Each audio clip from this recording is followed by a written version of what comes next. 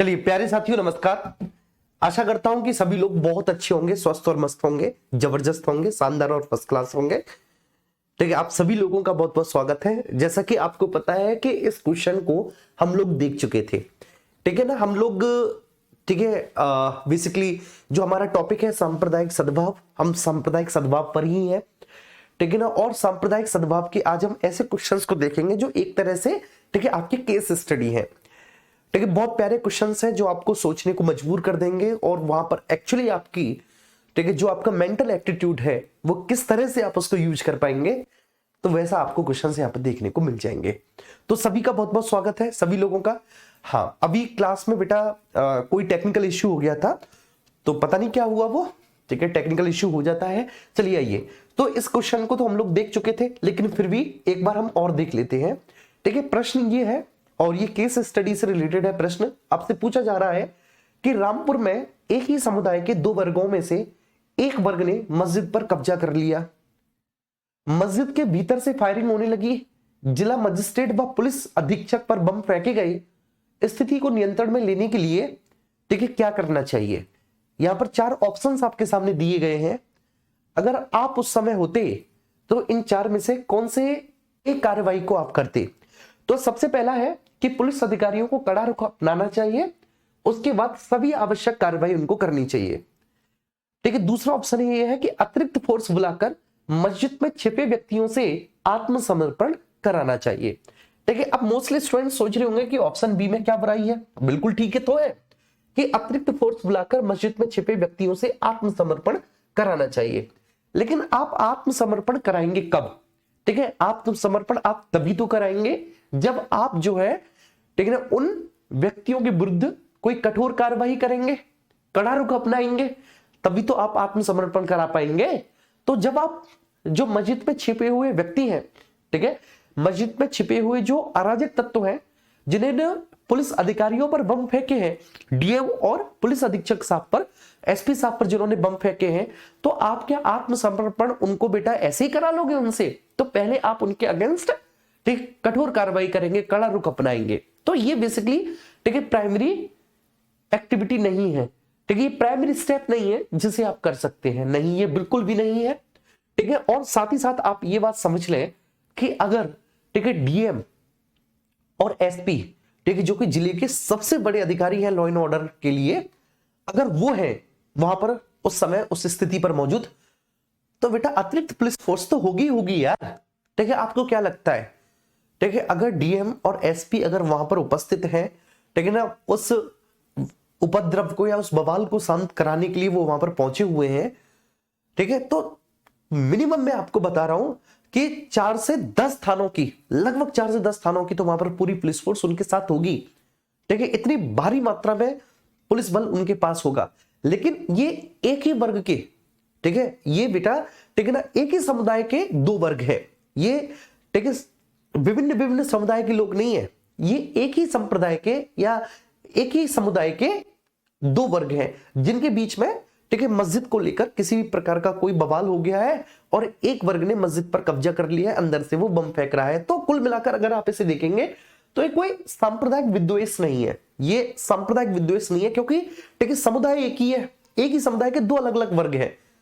ठीक है, तो ये बेसिकली जो आप मामला देख रहे हो ना, ये आपको सांप्रदायिकता का नहीं लग रहा कहीं से भी। ठीक है, ये जो मामला है ये मस्जिद पर ठीक है अधिकार को लेकर होगा, ठीक है, या फिर ये उस मस्जिद की जो है ना आर्थिक स्थिति को दर्शा रहा होगा। आर्थिक स्थिति कहने का मतलब है कि ये ठीक है धार्मिक पक्ष तो नहीं है, लेकिन धार्मिक पक्ष से संबंधित कोई आर्थिक पक्ष ये हो सकता है। ठीक है, मस्जिद की जमीन को लेकर, इस तरह को लेकर कोई संघर्ष की स्थिति रही होगी। ठीक है, तो सर अतिरिक्त पुलिस फोर्स बुलाकर मस्जिद में छिपे व्यक्तियों से आत्मसमर्पण कराना चाहिए, बिल्कुल गलत बात है। बवाल करने वालों को गिरफ्तार करके उनके खिलाफ मुकदमा दर्ज कराना चाहिए।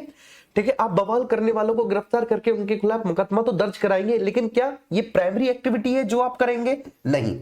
ठीक है, बाहर खड़ी भीड़ को नियंत्रित कर कानून व शांति व्यवस्था बहाल करेंगे। अरे भैया, बाहर खड़ी भीड़ ने तो कोई उपद्रव मचाया ही नहीं है, कहां लिखा है कि बाहर खड़ी भीड़ कोई उपद्रव या बवाल मचा रही है?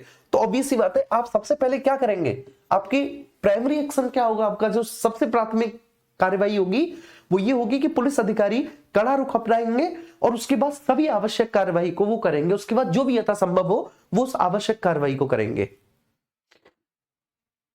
नेक्स्ट अगले प्रश्न पर चलते हैं। आगरा में एक बच्चे के जन्मदिन की खुशी में पटाखे चलाने पर दो समुदायों के बीच में टकराव हो गया। अब यहां पर दो समुदाय स्पष्ट हैं, तो अब ये सी बात है, ये मामला सांप्रदायिक टकराव से है या सांप्रदायिक विद्वेष से जुड़ा हुआ है। दो अलग अलग समुदायों के बीच में टकराव हुआ है। आगरा में एक बच्चे के जन्मदिन की खुशी में पटाखे चलाने को लेकर दो समुदायों के बीच में टकराव हो गया। आमने सामने की मारपीट व पथराव शुरू हो गई। इस स्थिति में बेटा ठीक है, वहां पे जो लोग हैं उन्हें क्या करना चाहिए, तुरंत पुलिस को सूचना देनी चाहिए।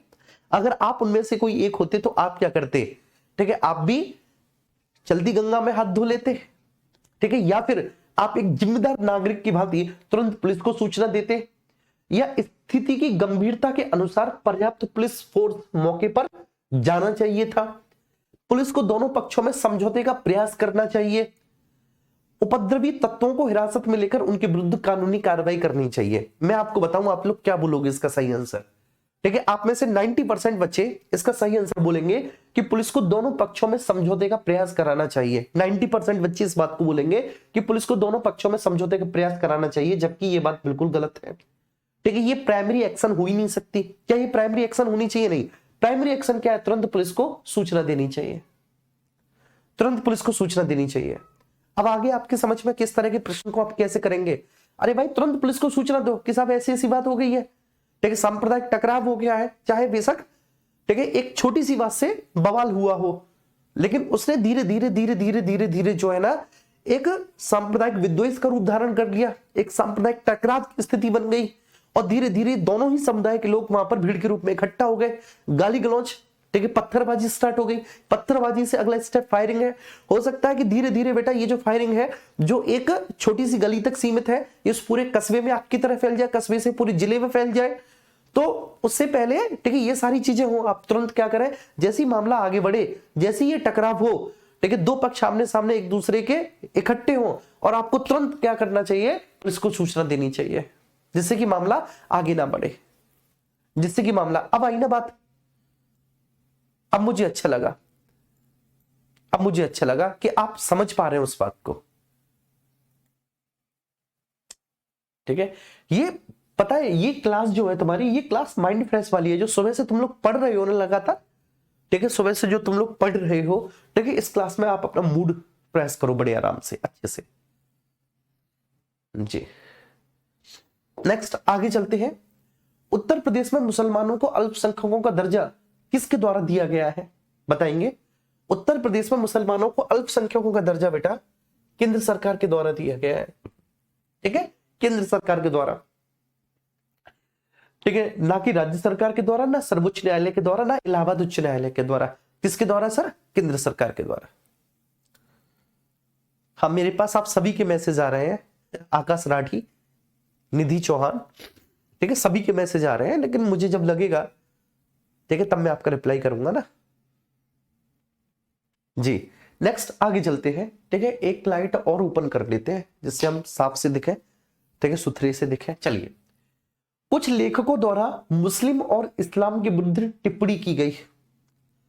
कुछ लेखकों के द्वारा, कुछ ऐसे राइटर थे जिनके द्वारा मुस्लिम और इस्लाम के विरुद्ध टिप्पणी की गई, जिन पर मुस्लिम नेताओं ने सरकार से कार्रवाई की मांग की। सरकार को क्या कार्रवाई करनी चाहिए? अब सरकार से पूछा गया है, मतलब आपसे पूछा गया है कि बेसिकली सरकार को क्या एक्शन लेना चाहिए, ठीक है, आपको नहीं, सरकार को क्या एक्शन लेना चाहिए। लेखकों को नोटिस भेजकर स्पष्टीकरण मांगना चाहिए, आपत्तिजनक अंशों पर प्रतिष्ठित व्यक्तियों की राय मांगनी चाहिए। यदि लेखकों ने इतिहास को तोड़ मरोड़कर पूर्वाग्रह से प्रेरित होकर प्रस्तुत किया है तो उनकी पुस्तकों की बिक्री तत्काल प्रतिबंधित कर देनी चाहिए और मुस्लिमों की दशा सुधारने के लिए उन्हें आरक्षण देने का समर्थन करना चाहिए। देखो, आपको एक बात तो पता चल गई कि डी जो है बिल्कुल भी रीजनेबल नहीं है, ठीक है, डी का ठीक है क्वेश्चन से कोई दूर दूर तक संबंध नहीं है। डी को अलग हटा दो, जितने ऑप्शन आप कम कर सकते हो उतने ऑप्शन आप करो, ठीक है। 3 ऑप्शन अब रह गए क्योंकि डी वाला हट गया। लेखकों को नोटिस भेजकर स्पष्टीकरण मांगा जाना चाहिए, ये बात भी बिल्कुल सही है, ठीक है, लेखकों को नोटिस भेजकर स्पष्टीकरण मांगना चाहिए, मैं बिल्कुल टिक लगाता हूं। आपत्तिजनक अंशों पर प्रतिष्ठित व्यक्तियों की राय मांगनी चाहिए, बिल्कुल भी नहीं, ठीक है। उसमें प्रतिष्ठित व्यक्तियों की क्या राय मांगनी? अगर आपत्तिजनक अंश है, ठीक, कुछ भी मुस्लिमों के खिलाफ और इस्लाम के खिलाफ, ठीक है, आपत्तिजनक लिखा हुआ है, तो उस पर किसी प्रतिष्ठित व्यक्ति की राय मांगने की आवश्यकता थोड़ी नहीं है। ठीक है, ये तो बिल्कुल गलत हो गया। अब दो बचे, यदि लेखकों ने इतिहास को तोड़ मरोड़कर पूर्वाग्रह से प्रेरित होकर प्रस्तुत किया है तो उनकी पुस्तकों की बिक्री तत्काल प्रतिबंधित कर देनी चाहिए। ठीक है, ये भी सही है। लेकिन ये दोनों में, ठीक है, सही टिक करता हूं, लेकिन आप बताएंगे इन दोनों में से सबसे बेहतर कौन सा होगा, क्योंकि ये बेहतरी की लड़ाई है। ये कोई जीएस के 4 ऑप्शन नहीं है कि कोई एक ठीक होगा बाकी 3 गलत होंगे। ठीक है, हो सकता है कि चारों ही ऑप्शन अपनी अपनी जगह ठीक हो, लेकिन इनमें से सत्य के नजदीक कौन सा है। ठीक है, ये इस तरह का प्रश्न है जैसे कि आमतौर पे यूपीएससी में वगैरह में पूछे जाते हैं। तो आपको इनमें से ज्यादा सत्य के नजदीक कौन सा लगा? देखो डी बिल्कुल बाहर है। ठीक है, डी का कोई मतलब नहीं, डी का कोई संबंध नहीं। ठीक है, डी बाहर है। और यहां पर बच्चे ये बाहर आपका, ठीक है, बी भी है कि आपत्तिजनक अंशों पर प्रतिष्ठित व्यक्तियों की राय लेनी चाहिए। कौन प्रतिष्ठित व्यक्ति की राय लेगा? ठीक है, लेकिन फिर भी आप बताएंगे जी, अगर मैं पोल कराता यहां पर आपकी क्लास में तो 99% बच्चा बोल रहा है ऑप्शन ए। 99% बोल रहा है कि लेखकों को नोटिस भेजकर स्पष्टीकरण मांगना चाहिए। ठीक है, कुछ लेखकों द्वारा मुस्लिम और इस्लाम की मुद्दे टिप्पणी की गई, कुछ लेखकों के द्वारा जिन पर मुस्लिम नेताओं ने सरकार से कार्रवाई की मांग की। सरकार को क्या करना चाहिए?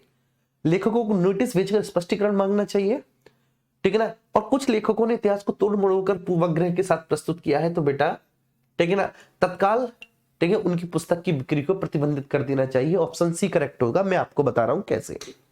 अच्छा, सी क्यों होगा? देखो ये मामला बेटा, आप सोचो, ये मामला, ठीक है, अल्पसंख्यकों के धार्मिक भावनाओं से जुड़ा हुआ है। ठीक है, या अल्पसंख्यक तो छोड़ दो, ये किसी भी धार्मिक संप्रदाय की भावना से जुड़ा हुआ, ठीक है, मामला है। ठीक है, और ऐसे मामले में बच्चे जो है ना, ये बहुत सेंसिटिव मामले होते हैं। मेरी बात समझ लेना। ठीक है, जितने भी धर्म से संबंधित मामले होते हैं ना बेटा, ठीक है, बहुत सेंसिटिव होते हैं। ठीक है, इन मामलों पर जो है बच्चे, देश में बहुत बड़ी सांप्रदायिक हिंसा भी हो सकती है, देश में बवाल भी हो सकता है, देश में दंगे भी हो सकते हैं, देश में आगजनी भी हो सकती है। अगर कैसे भी लगा किसी भी एक धर्म विशेष को कि कुछ लोग उनका अपमान कर रहे हैं उसके धर्म का और सरकार उसके समर्थन कर रही है, अगर कैसे भी लगा, ठीक है, जैसे मान के चलिए कि कोई एक संप्रदाय है, कोई भी एक संप्रदाय है, कोई भी एक, आप किसी भी संप्रदाय को ले सकते हो, और किसी भी संप्रदाय के, ठीक है, जो इष्ट देव है, जो उनके आराध्य हैं, किसी ने उन पर कोई गलत टिप्पणी कर दी, किसी दूसरे संप्रदाय के लोग ने उन पर गलत टिप्पणी कर दी। ठीक है, और ठीक है, जब गलत टिप्पणी की गई तो सरकार ने जो है ना, गलत टिप्पणी करने वाले के खिलाफ कोई कठोर कार्रवाई नहीं की सरकार ने। तो इसका मतलब क्या है कि जिसके धर्म पर कोई धार्मिक टिप्पणी की गई है, गलत टिप्पणी की गई है, उस धर्म के मानने वाले सभी लोगों को ऐसा लगेगा कि सरकार तो इनके फेवर में है, और परिणाम स्वरूप बहुत भयंकर दंगे, ठीक है, आगजनी, ये सब देखने को मिल सकती है। एक मैं सीधा सा उदाहरण दे रहा हूं आपको। ठीक है ना, भाजपा की एक प्रवक्ता थी, महिला प्रवक्ता, उन्होंने पैगंबर साहब के बारे में कुछ बोला। ठीक है, उन्होंने जो पैगंबर साहब के बारे में बोला, ठीक है, मैं ये नहीं चाहूंगा कि वो सही था या गलत था, लेकिन वास्तव में ये तो ठीक था। ठीक है, इसमें कोई दो राय नहीं है कि जो भी उन्होंने बोला था वो किसी एक समुदाय विशेष की धार्मिक भावनाओं को आहत तो कर रहा था, बिल्कुल आहत कर रहा था। ठीक है, तुरंत बच्चे पार्टी ने क्या किया, तुरंत पार्टी ने उनको जो है ना, ठीक है, निष्कासित कर दिया। निष्कासित, पार्टी ने ये नहीं कहा कि आप हमें स्पष्टीकरण दो, आपने क्यों बोला, क्यों नहीं बोला, तुरंत उनको निष्कासित कर दिया। क्यों? क्योंकि पता था, ठीक है, पार्टी भी बेसिकली जो सरकार है, सरकार भी उसी पॉलिटिकल पार्टी की है, और वो पार्टी की प्रवक्ता के तौर पर आई थी, पार्टी से उनको तुरंत निष्कासित कर दिया। फिर पता नहीं वो आज तक कहां पर है, किसी को कुछ भी नहीं पता। ठीक है, अब यहां पर सरकार ने क्या संदेश देना चाहा कि किसी भी धार्मिक व्यक्तित्व, कोई भी, ठीक है, रिलीजियस पर्सनैलिटी या किसी के भी आराध्य, किसी के भी देवी देवता के प्रति अगर कोई भी ऐसी धार्मिक टीका टिप्पणी की जाती है जो कि अनुचित है, ठीक है, वो इस कृत्य को बिल्कुल भी बर्दाश्त नहीं करेंगे, इसमें जीरो टॉलरेंस अपनाएंगे, क्योंकि इससे भविष्य में बेटा दंगे इत्यादि या सांप्रदायिक दंगे होने की पूरी संभावना रहती है। क्लियर है? ये इतना सेंसिटिव मामला है कि वहां पर बेटा नोटिस भेजकर स्पष्टीकरण नहीं मांगेंगे। ठीक है, तुरंत बच्चे क्या करेंगे कि अगर जांच करवाएंगे और अगर सही पाया गया है तो उन पुस्तकों की बिक्री तत्काल प्रतिबंधित कर देंगे। ठीक है, तब लोगों के बीच में ये मैसेज जाएगा कि हाँ, ठीक है ना, वास्तव में सरकार ने कठोर कदम उठाया, उनके खिलाफ ठोस कदम उठाया है सरकार ने। हाँ मुझे नाम पता है, मैंने नाम नहीं लिया, मुझे नाम पता है, मैंने नाम नहीं लिया है। लेकिन बच्चे ये आप समझ रहे हो ना इस बात को, आप मामले की सेंसिटिविटी को समझो। ठीक है, मैं क्या समझा रहा हूं यार यहाँ पे, तुम मामले की सेंसिटिविटी को समझो। जैसे सपोज दैट, ठीक है, मान के चलिए दो समुदाय हैं, ठीक है, किसी एक समुदाय के व्यक्ति ने दूसरे समुदाय के व्यक्ति को नहीं, ठीक है ना, बल्कि उसके आराध्य को अब्यूज किया, उसके आराध्य का मजाक उड़ाया कि तुम्हारे जो ईस्ट हैं, तुम्हारे जो आराध्य हैं वो तो ऐसे हैं, वो तो ऐसे हैं। और कैसे भी बच्चे करके जब वो मजाक उड़ा रहा था, ठीक है, उनका उपहास उड़ा रहा था, तो किसी ने इस पूरे मामले को, ठीक है, वीडियो में कैप्चर कर लिया, इसकी वीडियो बना ली। और वीडियो बनाने के बाद में व्हाट्सएप पे बेटा बहुत तेजी से वायरल हो गया। व्हाट्सएप, सोशल मीडिया आजकल तो, ठीक ना, पहले तो व्हाट्सएप से ही होता था, आजकल तो हर कोई यूट्यूब पे अपलोड कर देता है, सेकंडों में बेटा वायरल हो जाता है वो, इस तरह का कोई भी। तो सरकार क्या करेगी, सरकार उस व्यक्ति से स्पष्टीकरण मांगेगी कि भैया तुमने, ठीक है ना, ऐसा क्यों बोला, ठीक है, या फिर उसे तत्काल तुरंत, ठीक है, गिरफ्तार कर लेगी। गिरफ्तार करने के बाद जो है ना, फिर उसके विरुद्ध कार्रवाई की जाएगी। ठीक है, ऑब्वियस सी बात है, सबसे पहले उसके विरुद्ध क्या बेटा, उसे स्पष्टीकरण वगैरह नहीं, उसको तत्काल प्रभाव से गिरफ्तार किया जाएगा। अगर वह किसी प्रशासनिक पद पर है तो वहां से उसको प्रशासनिक पद से बर्खास्त कर दिया जाएगा, ठीक है, निलंबित कर दिया जाएगा। वह अगर कोई राजनेता वगैरह है तो हो सकता है कि उसकी सदस्यता वगैरह भी रद्द कर दी जाए। ठीक है, ये सब किया जा सकता है, क्योंकि बहुत सेंसिटिव मामला है। और हम जो है एक ऐसे देश हैं, ठीक है, जिस देश में बेटा सभी संप्रदाय साथ साथ रहते हैं, सभी संप्रदाय साथ साथ रहते हैं। और कुछ ऐसे भी सेंसिटिव हिस्से हैं, ठीक है, जहां पर आमतौर पर देखा गया है, ठीक है, प्रीवियस ईयर्स में, पिछली वर्षों में, कि वहां पर सांप्रदायिक दंगे होने की जो बारंबारता है, जो फ्रिक्वेंसी है, वो बहुत ज्यादा रही है ऐसे सेंसिटिव इश्यूज पर। ठीक है, तो क्लियर है ना ये बात? अगर ये बात क्लियर है तो एक बार प्लीज सब लोग थम्स अप कर दो कि हाँ सर बहुत अच्छे से समझ में आ गया। क्लियर है, बहुत अच्छे से। नेक्स्ट आगे चलते हैं। हाल ही में किसने कहा है कि सवर्णों व मुस्लिमों को जोड़ने का कार्य मैं खुद करूंगी? अरे यार ये कैसा प्रश्न डाल दिया उन्होंने। मायावती ने कहा था कि सवर्णों व मुस्लिमों को जोड़ने का कार्य मैं खुद करूंगी। पॉलिटिकल प्रश्न है बेटा, ये कोई मानसिक अभिरुचि का प्रश्न नहीं है, क्योंकि ये केस स्टडी से प्रश्न उठाया हुआ है, तो ये उठ गया उनसे। ठीक है, चलिए नेक्स्ट आगे। जाति प्रथा एक कैसी व्यवस्था है? जाति प्रथा एक धार्मिक व्यवस्था है, जाति प्रथा एक सामाजिक व्यवस्था है, जाति प्रथा एक आर्थिक व्यवस्था है, या उपर्युक्त सभी? प्लीज बताएंगे बेटा।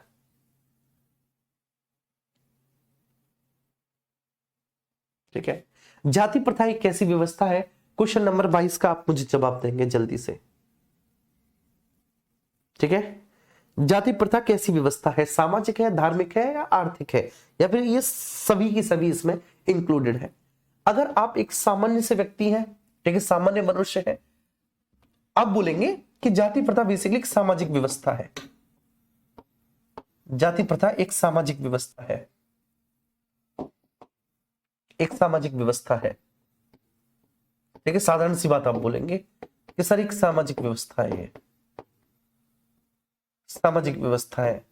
लेकिन क्या इस सामाजिक व्यवस्था का संबंध धर्म से नहीं है? बिल्कुल है बेटा, इसका संबंध धर्म से भी है। क्या इसका संबंध धर्म से नहीं है? बिल्कुल इसका संबंध धर्म से है, धर्म से है। कैसे धर्म से है? ऋग्वेद के 10वें मंडल के पुरुष सूक्त में बोला गया है, बोलो बोला है कि नहीं? ऋग्वेद के 10वें मंडल के पुरुष सूक्त में बोला है, पुरुष सूक्त में बोला है क्या? क्या बोला है बेटा? ब्राह्मण, क्षत्रिय, वैश्य और शूद्र 4 वर्ण हैं। ब्राह्मण, क्षत्रिय, वैश्य और शूद्र ये 4 वर्ग हैं बेटा। शूद्र, ये 4 वर्गों की बात कही गई है, 4 वर्ग है। देखिए, तो एक धार्मिक व्यवस्था तो है ही है, स्वाभाविक सी बात है। लेकिन इस धार्मिक व्यवस्था का संबंध बेटा आर्थिक व्यवस्था से है कि नहीं? बिल्कुल है। इस धार्मिक व्यवस्था का संबंध बच्चे आर्थिक व्यवस्था से है, इसका संबंध आर्थिक व्यवस्था से है। और इसका संबंध इस तरह से आर्थिक व्यवस्था से है कि जो समाज का जितना उच्च वर्ग है वो आर्थिक रूप से इतना संपन्न है, जो जितना निम्न वर्ग है वो आर्थिक रूप से उतना कमजोर है। इसमें अपवाद हो गए हैं बेसिकली। अब इसमें अपवाद अब इस तरह से हो गए क्योंकि अब व्यवस्था में बहुत परिवर्तन हुआ है। वैश्य जो है बच्चे वो व्यवसाय करने लगा, व्यवसाय के माध्यम से उसने बहुत धन का अर्जन किया। लेकिन पूर्व में व्यवस्था, ठीक है, आर्थिक से संबंधित थी। लेकिन ये सही है, ठीक है, उपयुक्त सभी बिल्कुल ठीक होगा, उपयुक्त सभी, ठीक है, डी होगा, डी होगा। नेक्स्ट अगले प्रश्न पर चलते हैं। जातिवाद को समाप्त करने में कौन सा कारक सहायक नहीं है, आप मुझे बताना, ठीक है, इनमें से जातिवाद को समाप्त करने के में कौन सा कारक सहायक नहीं है, जातिवाद को समाप्त करने में कौन सा कारक सहायक नहीं है, कौन सा एक फैक्टर है जिसके माध्यम से जातिवाद समाप्त नहीं हो सकती।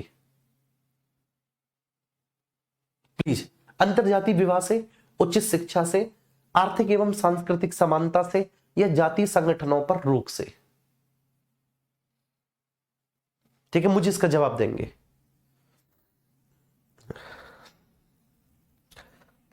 ठीक है, क्वेश्चन नंबर 23, जातिवाद को समाप्त करने में कौन सा एक कारक सहायक है ही नहीं जो आपको लगता है।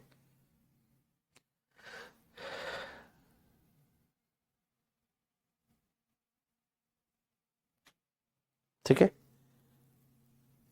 कौन सा एक कारक सहायक नहीं है। देखिए, देखो, जातिवाद को समाप्त करने में सबसे महत्वपूर्ण कारक जो है वह है अंतरजातीय विवाह, इंटरकास्ट मैरिज, ठीक है ना।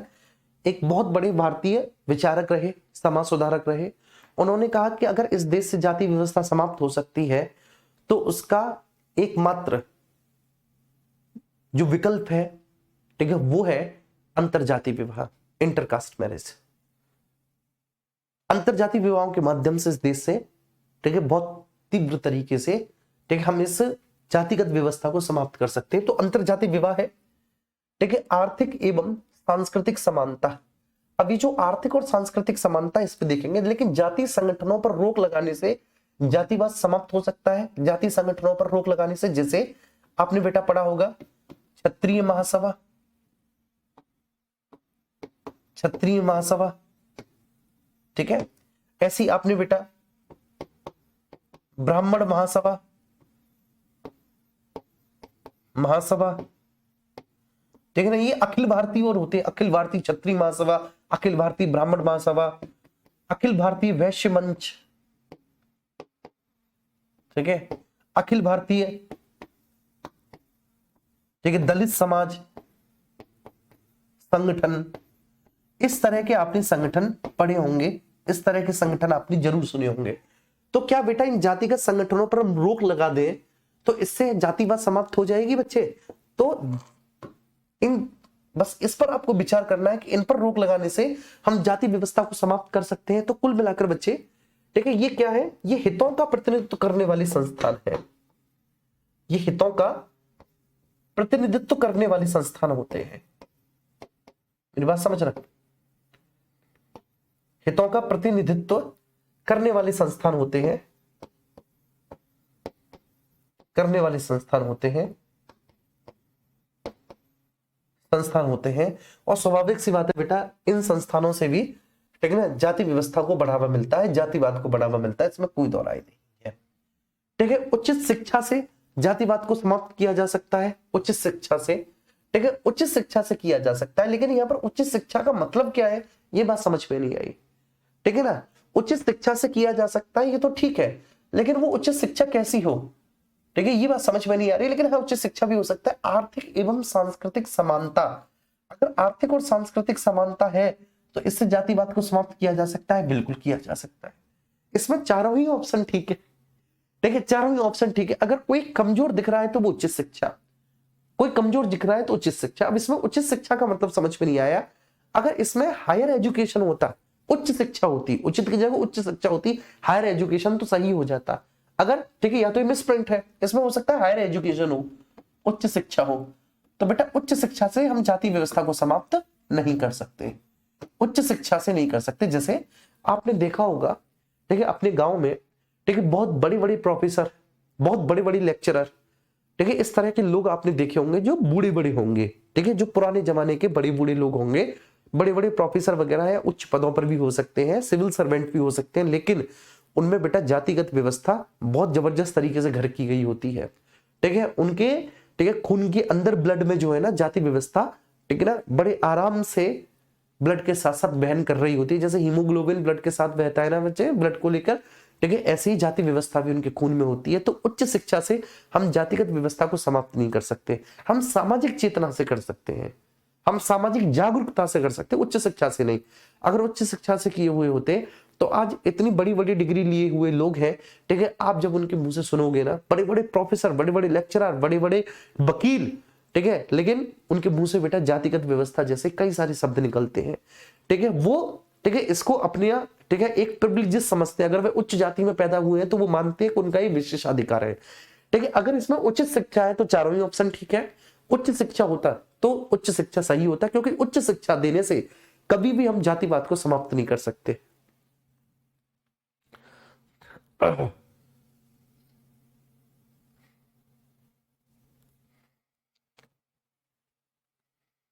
ठीक है सर, क्लियर है। नेक्स्ट आगे चलते हैं। कौन सा कथन गलत है?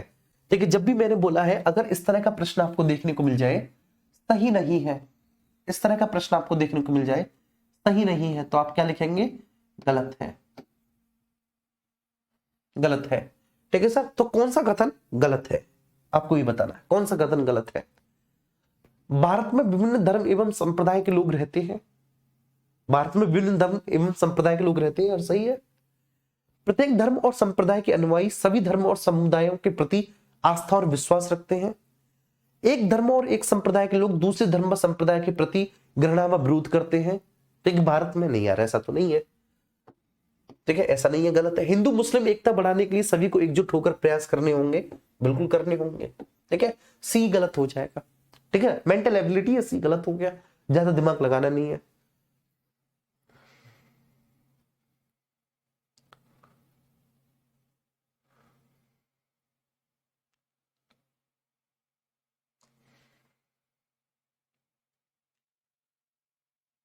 हाँ, इंटरकास्ट मैरिज तो सही है यार, ठीक है, इंटरकास्ट मैरिज से तो जातिवाद या जातिगत व्यवस्था ही समाप्त हो जाएगी।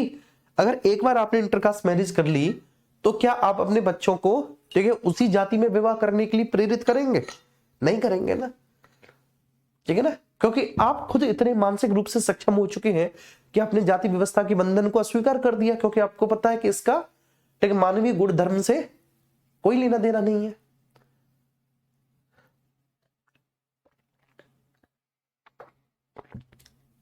ठीक है जी, हम बिल्कुल कंप्यूटर ऑपरेटर के लिए भी ले सकते हैं।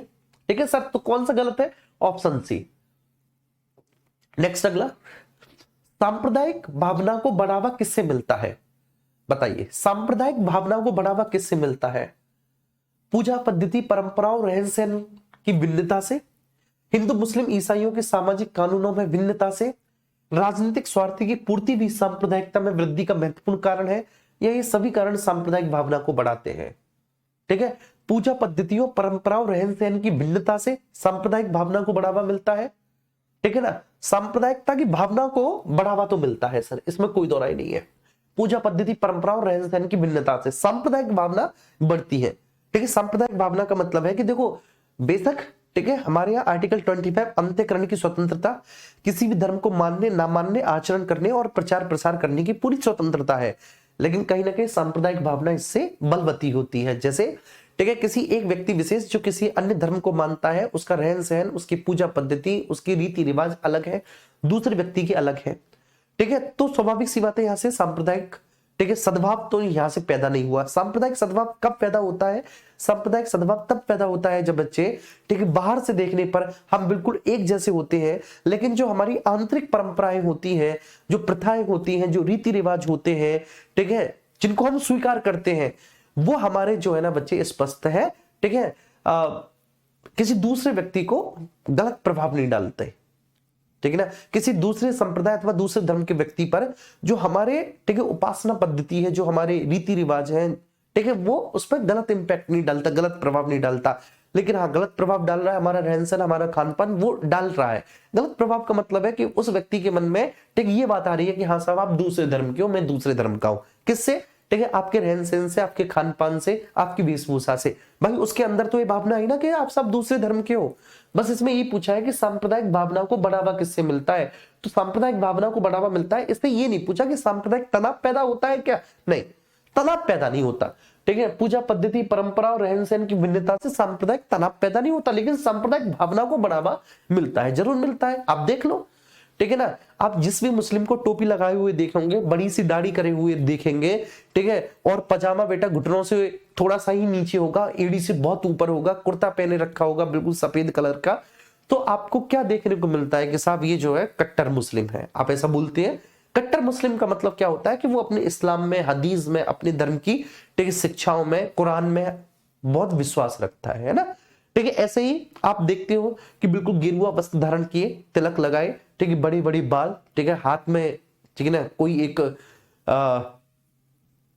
ठीक है ना, किसी भी तरह का, ठीक है, या आप कह लीजिए कि कोई क्या नाम है, त्रिशूल या इस तरह की कोई भी, ठीक है ना, धारण किए हुए धार्मिक चिन्ह। ठीक है, जब आप ऐसे व्यक्ति को देखते हो तो क्या कहते हो, साहब कट्टर हिंदू है, बोलते हो कि नहीं साहब कट्टर हिंदू है। ठीक है, तो ये तो है भाई, ठीक है, सांप्रदायिक भावना को बढ़ावा मिलता है। हिंदू मुस्लिम ईसाइयों के सामाजिक कानूनों में भिन्नता से मिलता है, बिल्कुल मिलता है।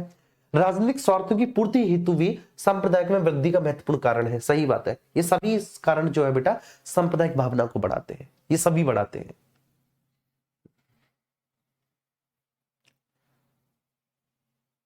जी, लव यू टू।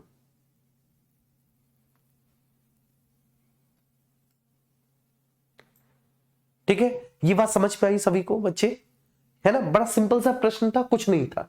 ठीक है, ये सभी कारण सांप्रदायिक भावना को बढ़ाएंगे। ठीक है, आप देख लो बिल्कुल, ठीक है, आपके सामने है। नेक्स्ट अगला प्रश्न है, सांप्रदायिक सद्भाव मजबूत बनाने के लिए क्या करना चाहिए? बताइए बच्चे, सांप्रदायिक सद्भाव को मजबूत करने के लिए क्या करना चाहिए? ठीक है, धार्मिक इतिहास की जगह राष्ट्र इतिहास का निर्माण करना चाहिए, बिल्कुल सही है। ठीक है, धार्मिक इतिहास नहीं, राष्ट्र इतिहास पर फोकस करना चाहिए। धार्मिक इतिहास की जगह हमको राष्ट्र इतिहास पर फोकस करना पड़ेगा। ठीक है, अब बेसिकली है क्या, ठीक है, क्योंकि जो इतिहास लेखन हुआ है हमारे भारत में, वो इतिहास लेखन जो है ना बच्चे, ब्रिटिश काल में, आधुनिक भारत के इतिहास में ब्रिटिश काल में इतिहास लेखन की, ठीक है, परंपरा जो है वो आधुनिक तरीके से विकसित हुई। और इस परंपरा में तो एक इतिहासकार ऐसे थे जिन्होंने प्राचीन भारत को तो हिंदू काल कहा, मध्यकालीन भारत को मुस्लिम काल कहा, और आधुनिक भारत को उन्होंने बेसिकली, ठीक है, ईसाई काल कह दिया। जब इसका बहुत विरोध हुआ, फिर दूसरी तरह से इतिहास का डिवीजन किया गया, और फिर इसको प्राचीन भारत, मध्यकालीन भारत और आधुनिक भारत में बांटा गया। लेकिन इतिहास का ये जो वर्गीकरण है ना, ये भी मुझे सही नहीं लगता। ठीक है, इतिहास का वर्गीकरण ऐसा नहीं होना चाहिए, क्योंकि इतिहास तो निरंतर एक प्रवाहित होने वाली धारा है, उसे कालखंडों में बांटा ही नहीं जा सकता, उसे कालखंडों में बांटना ही पूरी तरह से अनुचित है। उसे कालखंडों में बांटना ही पूरी तरह से अनुचित है। ठीक है, तो अब बेसिकली है क्या, लेकिन फिर भी चलो ठीक है, हम मध्यकालीन भारत इतिहास, लेकिन मध्यकालीन भारत के इतिहास में हम पढ़ क्या रहे हैं? ठीक है, एक धार्मिक इतिहास। ठीक है ना, ऐसे ही आधुनिक भारत के इतिहास में भी एक धार्मिक इतिहास ही पढ़ रहे हैं, या फिर हम, ठीक है, भारतीय स्वतंत्रता संग्राम पढ़ रहे हैं, ठीक है, इंडियन इंडिपेंडेंस मूवमेंट पढ़ रहे हैं, और प्राचीन भारत के इतिहास में भी हम धार्मिक इतिहास ही पढ़ रहे हैं सर। ठीक है ना, तो हमें इस तरह से नहीं देखना चाहिए, हमें इनको इस तरह से क्लासिफाइड नहीं करना चाहिए, हमें एक राष्ट्रीय इतिहास पर महत्व देना चाहिए। ठीक है, सांप्रदायिक साहित्य पर प्रतिबंध होना चाहिए, बिल्कुल सही बात है। सांप्रदायिक शिक्षण संस्थानों पर रोक होनी चाहिए, उपयुक्त सभी प्रयास करने चाहिए, और सबसे ज्यादा जरूरी है जो सांप्रदायिक शिक्षण संस्थान है ना, ये मदरसे वगैरह, इन पर रोक लगनी चाहिए। मैं इसके सबसे बड़े पक्ष में हूं। अगर सांप्रदायिक सद्भाव चाहिए तो इन पर रोक लगनी चाहिए। ठीक है, एक वीडियो में देख रहा था, उस वीडियो में ये था, ठीक है, अब्दुल कलाम साहब का नाम पूछ रहे थे मदरसे में पढ़े हुए बच्चों से, छोटे छोटे बच्चे थे, कि अब्दुल कलाम कौन है पता नहीं।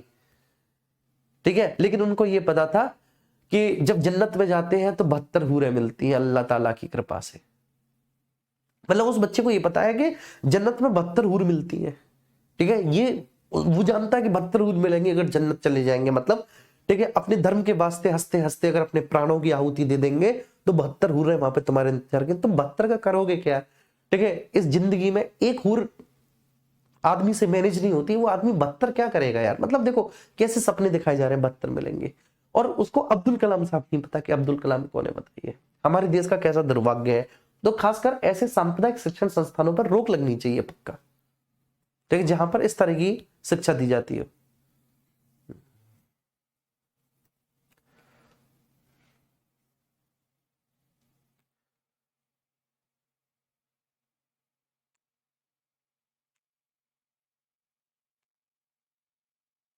हेलो यार, क्यों नहीं आती आवाज?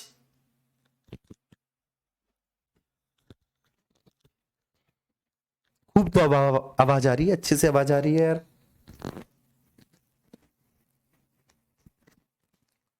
लेकिन मजे से आवाज आ रही है एकदम बढ़िया तरह से।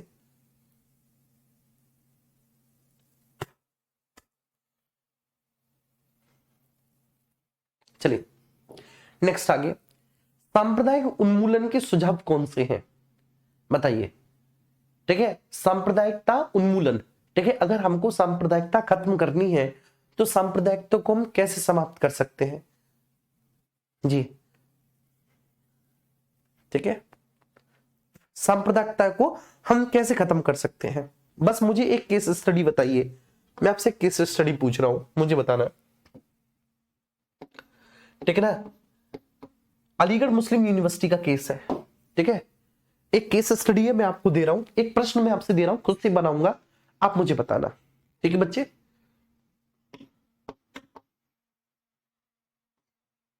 अलीगढ़ मुस्लिम यूनिवर्सिटी का केस है,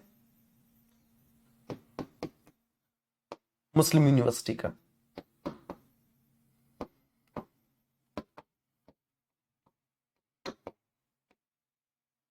ठीक है, चलिए, तो अलीगढ़ मुस्लिम यूनिवर्सिटी वाले, ठीक है, जो कैंपस है अलीगढ़ मुस्लिम यूनिवर्सिटी के कैंपस की ये घटना है, मतलब कैंपस वही है, अलीगढ़ मुस्लिम यूनिवर्सिटी वाला कैंपस जिसमें मुस्लिम मेजोरिटी है। ठीक है, अब इसमें बेसिकली क्या है बच्चे कि अलीगढ़ मुस्लिम यूनिवर्सिटी कैंपस में एक ऑटो चालक है। क्या है बच्चे? एक ऑटो चालक है, एक ऑटो चालक है। ठीक है, वह ऑटो चालक, ठीक है ना, वहां पास की मस्जिद में, वहां पास की मस्जिद में या पास की मस्जिद से, ठीक है ना, प्रार्थना कर आ रहे, प्रार्थना कर आ रहे, ठीक है, कुछ व्यक्तियों पर, ठीक है ना, गलती से उससे गलती हुई, गलती से, और मैं यहां पर लिख देता हूं मैकेनिकली फॉल्ट। मैकेनिकली फॉल्ट का मतलब है कि हो सकता है बेटा ऑटो का ब्रेक फेल हो गया हो। मैं लिख देता हूं यहां पर क्या, मैकेनिकली फॉल्ट। कोई मैकेनिकली फॉल्ट हुआ और गलती से मैंने लिख दिया है ना, गलती हुई उससे, गलती से का मतलब है एक्सीडेंटली। ठीक, गलती से, ठीक, प्रार्थना कर आ रहे व्यक्तियों पर ऑटो चढ़ा देता है, ऑटो चढ़ा देता है, मतलब दूसरे पक्ष को तो ऐसा लगा ऑटो चढ़ा देता है। ठीक है ना, जो ऑटो चालक है वह दूसरे संप्रदाय से है, ऑटो चालक किसी दूसरे संप्रदाय से है, किसी दूसरे संप्रदाय से है, दूसरे संप्रदाय से है, दूसरे संप्रदाय से है, और उसके ऑटो पर, उसके ऑटो पर उसके धर्म से रिलेटेड कुछ धार्मिक स्टिकर भी लगे हैं। आजकल एक धार्मिक स्टिकर चल रहा है भगवा रंग में, आपने देखा होगा। ठीक है, मैं नाम नहीं लूंगा, धार्मिक स्टिकर लगे हैं, स्टिकर लगे हैं। ठीक है, अब जब बेटा उसके ऑटो पर धार्मिक स्टिकर लगे हैं तो इससे लोग इसे, ठीक है, क्या समझते हैं, इसे दुर्घटना न समझकर जानबूझकर किया गया कृत्य समझते हैं, क्योंकि उसके, ठीक है, स्टिकर पर भी, उसके ऑटो पे स्टिकर भी लगे हुए हैं। ठीक, किसी एक धार्मिक, ठीक है, स्टिकर लगे हुए हैं, किसी धर्म से संबंधित स्टिकर लगे हुए हैं, तो जिन पर ऑटो चढ़ा है, ठीक है ना, और जो आसपास लोग हैं जो नमाज पढ़ के वापस आए हैं या प्रार्थना करके वहां से निकले हैं, वैसे दुर्घटना न समझकर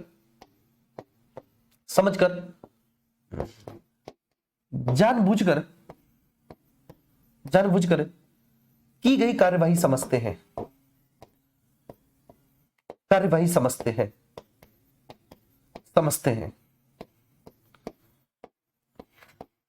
हैं, ठीक है, और वे लोग मिलकर ऑटो चालक को पीटने लगते हैं, मिलकर ऑटो चालक को पीटने लगते हैं।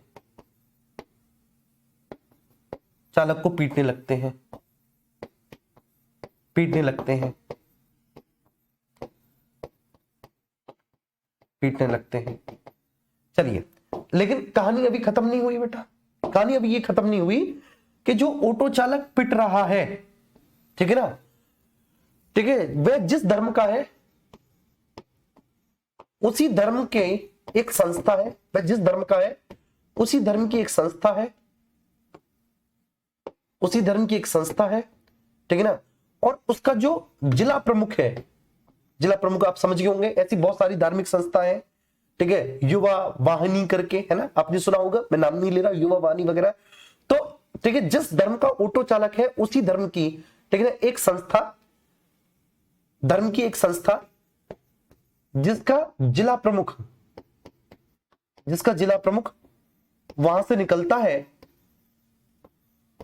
वहां से निकलता है, ठीक है, जिला प्रमुख भी बेटा वहां से निकल रहा है, वहां से निकलता है, और प्रथम दृष्टया वह भी इसे धार्मिक मामला समझता है, वह भी इसे धार्मिक मामला समझता है कि ये कोई धार्मिक मामला है, क्योंकि वह शुरुआत में नहीं था, वह भी इसे धार्मिक मामला समझता है, और वह फोन करके, ठीक है, फोन पर तुरंत, आपको पता है, ठीक है, ऐसे लोग जो जिला प्रमुख होते हैं बेटा, वो फोन करना होता है उनको, और वो फोन करके हजार, ठीक है, 100 लोगों को जोड़ी लेते हैं।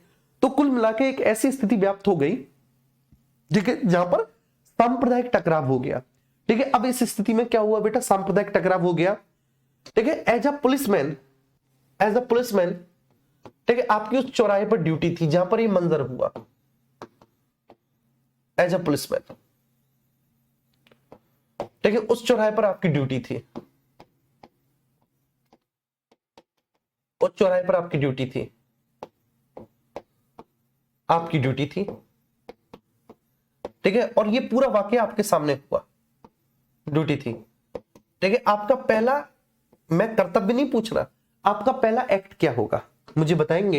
एज अ पुलिसमैन आप बन गए बेटा दीवान जी, ठीक है ना, मैंने लगा दी मोहर, आप बन गए दीवान जी, तो आप मुझे बताएंगे एज अ पुलिसमैन उस चौराहे पर जहां पर आपकी ड्यूटी थी, आपका सबसे पहला एक्ट क्या होगा, सबसे पहला एक्ट क्या हो गया, पूरी कहानी सुनेंगे। अलीगढ़ मुस्लिम यूनिवर्सिटी कैंपस की बात है, एक ऑटो चालक पास की मस्जिद से प्रार्थना आ रहे व्यक्तियों पर गलती से मैकेनिक फॉल्ट से ऑटो चढ़ा देता है। ऑटो चालक किसी दूसरे संप्रदाय से है, ऑटो पर धार्मिक स्टिकर भी लगे हुए हैं। दुर्घटना ना समझकर, ठीक है, इसे जानबूझकर की गई कार्रवाई समझा जाता है, और वो सब लोग मिलकर ऑटो चालक को पीटने लगते हैं। तभी वहां पर किसी, ठीक है, ऑटो चालक के धर्म से संबंधित, ठीक है, सेम धर्म से, उसी धर्म से संबंधित, उसी धर्म से संबंधित एक संस्था, जिसके जिला प्रमुख का वहां से निकलना होता है, वो भी इसे प्रथम दृष्टया धार्मिक मामला समझता है और फोन करके अपने साथियों को बुला लेता है, ठीक है। आप वहां पर एज अ पुलिसमैन उस चौराहे पर आपकी ड्यूटी है, आपने इस कार्रवाई को बिल्कुल शुरुआत से देखा है, आपका पहला कर्तव्य क्या होगा, आपका पहला कर्तव्य क्या होगा।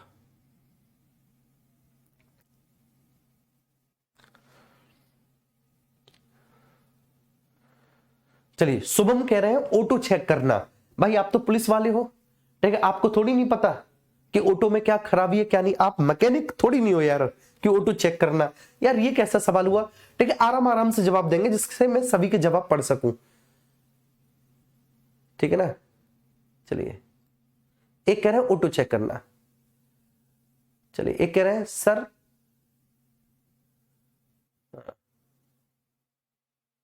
सर मामला स्थिति देखकर भाग जाएंगे। अच्छा, सब लोगों को दूर करके ऑटो वालों को बचाना और जिनको चोट लगी है उनको हॉस्पिटल पहुंचाना। अंजलि पाल, चलिए, थाने में फोन करना फर्स्ट प्रायोरिटी है, थाने में फोन करना फर्स्ट प्रायोरिटी है।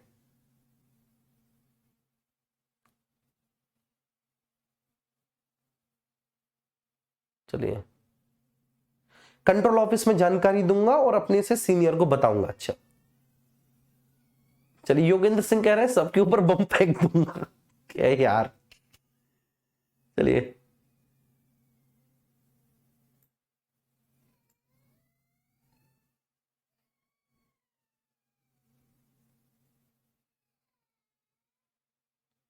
ऑटो चालक को डॉक्टर के पास ले जाना, लाठी चार्ज, अकेला आदमी है यार, लाठी चार्ज कैसे करेगा बेटा। चलिए, मुझे बड़ा अच्छा लगा कि आप लोग ठीक है इस तरह के डिसीजन ले पा रहे हैं, भीड़ को शांत करना, ये करना, वो करना। चलिए, सबसे पहले झगड़ा खत्म करना, एम्बुलेंस को बुलाना, पुलिस वालों को तुरंत सूचना देना,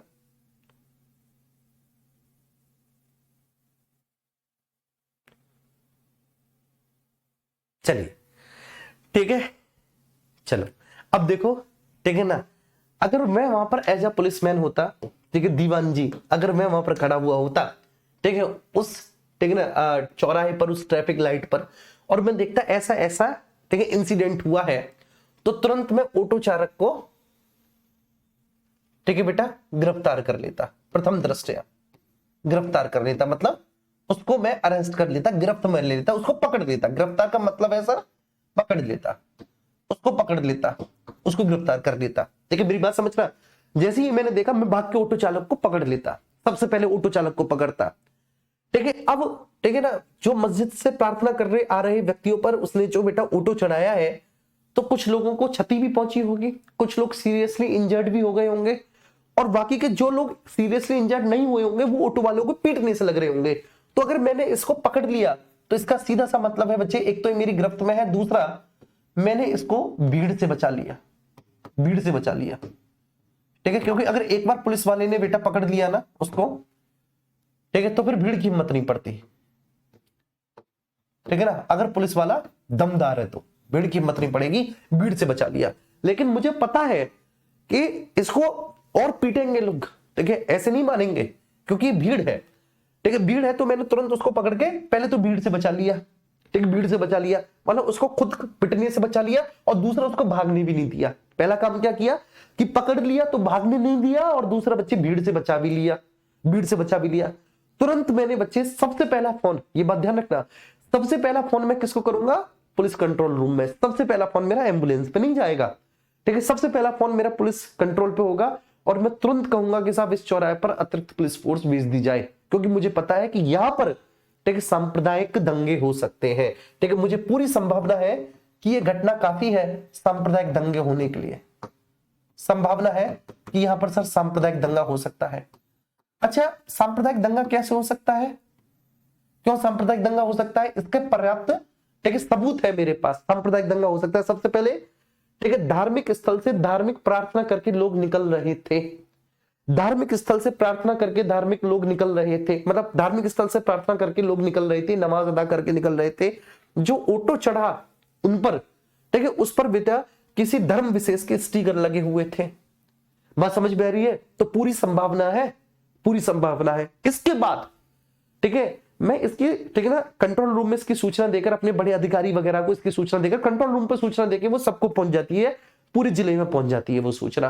तुरंत मैं फिर दूसरा फोन करूंगा एम्बुलेंस पर। ठीक है, हो सकता है कि मेरे एम्बुलेंस पर फोन करने से पहले ही एम्बुलेंस पर और भी लोगों ने फोन कर दिया हो, तो मेरा जो दूसरा फोन होगा बेटा वो किस पर होगा, एम्बुलेंस से।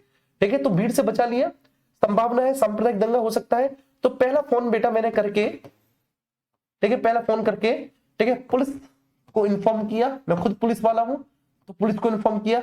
दूसरा फोन जो मेरा होगा वो एम्बुलेंस पे होगा, एम्बुलेंस पे होगा, लेकिन मेरा पहला फोन पुलिस पे ही होगा। ठीक है, चाहे किसी एक व्यक्ति की हालत कितनी भी गंभीर क्यों ना सही, फिर भी मेरा, क्योंकि जिस व्यक्ति की हालत बहुत ज्यादा गंभीर है, बहुत ज्यादा गंभीर है उस व्यक्ति की हालत, हो सकता है कि मेरे फोन ना करने से, ठीक है, मेरे सबसे पहले फोन ना करने से वो व्यक्ति, हो सकता है एक व्यक्ति वो ठीक है ना इस दुनिया को छोड़ के चला जाए।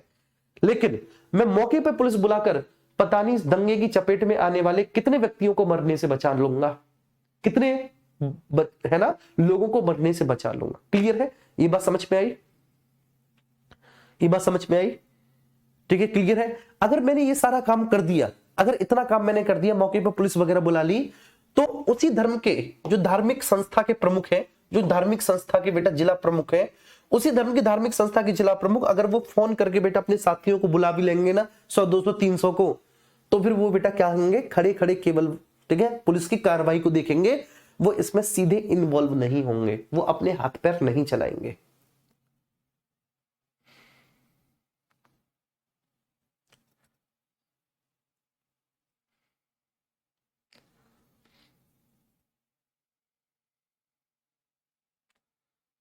चलिए ठीक है, बात आई समझ में तो कर दो थम्स अप यार इसी बात पे कि हाँ सर समझ में आ गई बात। ठीक है, इसी बात पे थम्स अप कर दो कि हाँ सर समझ में आ गई बात। ठीक है, और ये जो तुम कह रहे हो ना समझाना चाहिए, ठीक है, जो तुम में से तुम कह रहे हो ना कि समझाना चाहिए, नहीं सर बेटा, भीड़ समझाने से समझती है? कभी तुमने भीड़ को देखा है समझाते हुए? नहीं। ठीक है, पर्याप्त पुलिस फोर्स अगर हो तभी भीड़ समझती है।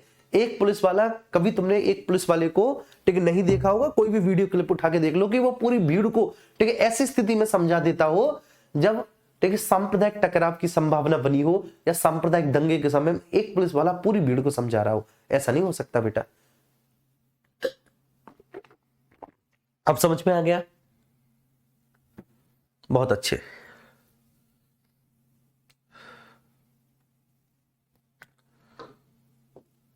ठीक है, सांप्रदायिक उन्मूलन के सुझाव कौन से हैं आपको बताने हैं?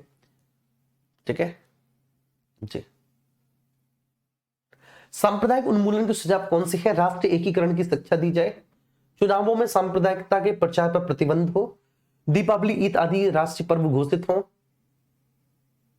आदि पर्व राष्ट्रीय पर्व घोषित हो। सभी सुझाव उपयोगी हैं। अब ऐसे दीपावली ईद आदि पर्व राष्ट्रीय पर्व घोषित हो तो फिर ऐसे करके बेटा हमें सभी धर्मों के एक एक पर्व को राष्ट्रीय पर्व घोषित करना पड़ेगा।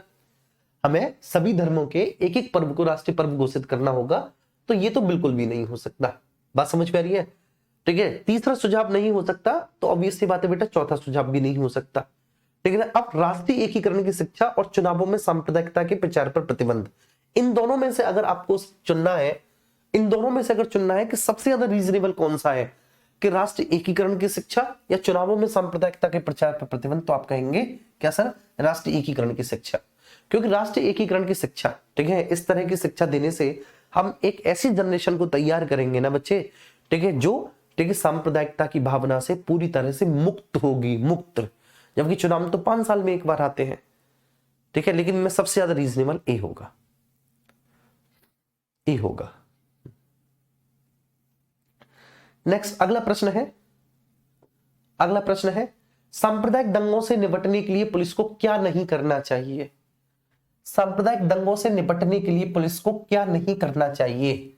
चलिए, प्रारंभ में ही अश्रु गैस व लाठीचार्ज द्वारा बल प्रयोग करते हुए स्थिति पर नियंत्रण, प्रारंभ में ही आंसू गैस व लाठीचार्ज करके ठीक है और स्थिति पर नियंत्रण नहीं करना चाहिए।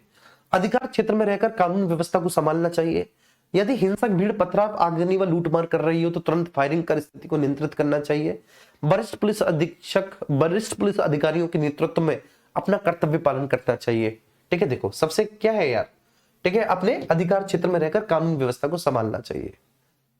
ठीक है ना, अधिकार क्षेत्र में रहकर कानून व्यवस्था को संभालना चाहिए, कोई भी बता देगा यार।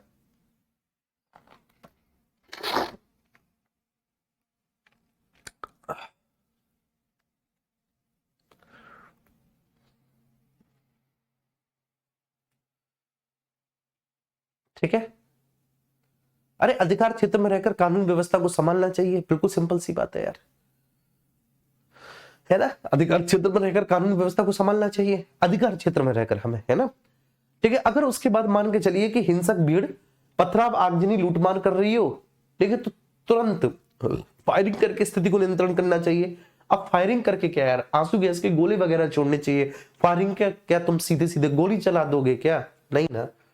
चलिए नेक्स्ट आगे, आपत्तिजनक प्रकाशनों पर रोक लगाने के लिए, आपत्तिजनक प्रकाशन पर रोक लगाने के लिए 153 का भारतीय दंड संहिता, 153 का 153 का भारतीय दंड संहिता 153 का।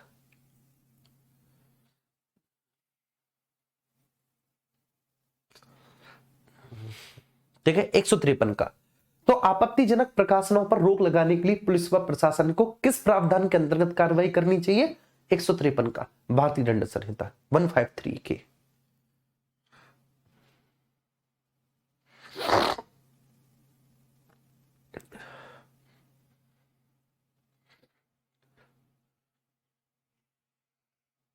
ठीक है, चलिए इसमें क्या है, क्या नहीं करना चाहिए? अच्छा, क्या नहीं करना चाहिए, सॉरी बेटा सॉरी, क्या नहीं करना चाहिए? अरे भाई, तो क्या नहीं करना चाहिए बच्चे? ये नहीं करना चाहिए, ठीक है। हिंसक भीड़ पर पथराव, आगजनी व लूटमार कर रही हो अगर हिंसक भीड़, तो फायरिंग कर स्थिति को नियंत्रित नहीं करना चाहिए। सी, सॉरी माफ करना, क्या नहीं करना चाहिए? तो सी वाला नहीं करना चाहिए, सी वाला नहीं करना चाहिए, सी वाला नहीं करना चाहिए, ठीक है, सी वाला नहीं करना चाहिए। ए बी डी कर सकते हो, ए बी डी कर सकते हो। आंसू गैस लाठीचार्ज कर सकते हो, अधिकार क्षेत्र में रहकर कानूनी व्यवस्था को संभाल सकते हो, वरिष्ठ पुलिस अधिकारी के नेतृत्व में अपना कर्तव्य पालन कर सकते हो। लेकिन ठीक है ना यार, गोली थोड़ी नहीं चला दोगे तुम। लास्ट प्रश्न है ये, हाँ ये लास्ट प्रश्न है बेटा, कि अवैध जुलूस, अवैध जवाब के समय पुलिस अधिकारी किस कानून के अंतर्गत कार्रवाई कर सकते हैं? धारा 30 का पुलिस अधिनियम, ठीक है। अगर अवैध जुलूस या अवैध जमाव होता है तो पुलिस अधिकारी किस कानून के अंतर्गत कार्रवाई कर सकते हैं? धारा 30 का पुलिस अधिनियम, धारा 30 का पुलिस अधिनियम, ठीक है।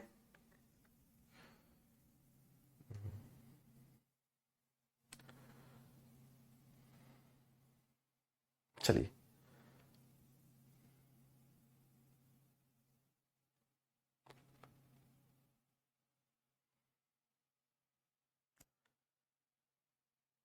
चलिए ठीक है, thank you so much, love you all, ठीक है, okay bye bye, good night, ठीक है बाबू, सो जाओ चुपचाप, बहुत ठंड पड़ रही है तुम्हारी कसम, ठीक है, सो जाओ, फिर कल मिलेंगे अगले टॉपिक के साथ। तब तक के लिए आप सब अपना ख्याल रखो, मस्त रहो, स्वस्थ रहो।